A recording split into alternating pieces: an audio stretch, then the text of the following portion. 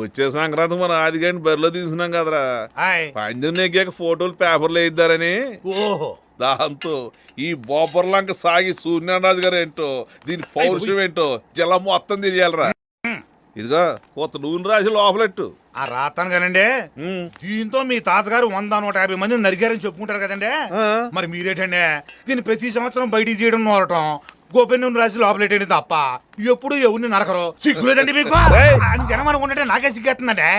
చేస్తా మరి ఆ రోజులో పౌరకులు పోలీసు వాళ్ళు లేరు కాబట్టి పొలోమట నరుక్కుపోయాడు మహానుభావుడు. ఈ రోజులో అలా చేసామనుకో బొక్కలు బట్టి కొళ్ళు పొలిసేస్తారు అన్నట్టు దీనికి పిలిచెట్టాడురా. ఇంకా లేదండి. ఆ తాదాసిగడు ఎక్కడ చచ్చాడు? ఎక్కడ చచ్చానండి బాబు. ఏరా దీనికి మేదట్లేదే? దీనికి అన్ని మీ పోలికలే వచ్చాయి. ఏడుగా లేకపోతే కూలింగ్ వాటర్ కూడా తాగట్లేదు. అందుకే ఏడుగా జీడిపప్పు కూడా ఏ పెంచి తెస్తాను. రాజుగారి కోడు అల్లాటప్ప తిండిది ఎందు ఎవర్రా అది? ఇదో ఆగు నిన్నే. నేనే అదేంటి బావా దొంగోళ్ళలో ముసుకేసిన అలా పారిపోతున్నావు? పరిస్థితి అలాంటిది. మా అమ్మ ఆరోగ్యం బాగాలేదు.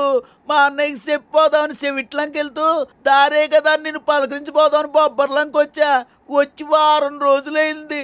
కడీపులంకలో అమ్ముందో పోయిందో కూడా తెలీదు. ఓసారి వెళ్ళి వచ్చేస్తాను బావా.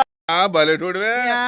సాగి సూర్యనారాజు గారు ఇంటికి వచ్చి పట్టుమని 10 రోజులు అనుకుంటే వెళ్ళిపోతావా? ప్రజల దగ్గర నాకు మాట వచ్చేది. మరి ఈయన ఏమైనా తెలియక ఫ్యామిలీ మొత్తానికి గుండు పొడొచ్చుద్దేమో.